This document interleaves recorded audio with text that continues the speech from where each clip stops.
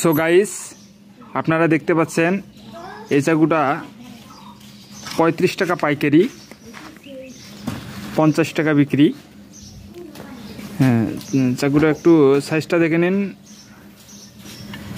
হ্যাঁ, এই দেখেন একটু মালামাল। দেখুন একটু দেখুন দেখুন।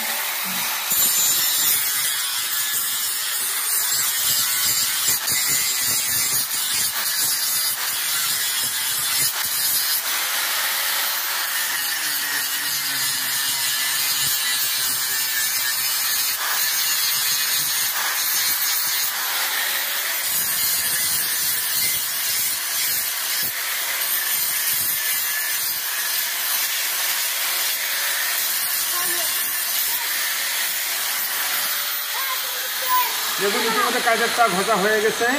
তো আমি বরাবরই এসব ছাড়বো। দয়া করে একটু লাইক দিবেন, একটু শেয়ার করবেন, একটু কমেন্ট করবেন। ধন্যবাদ।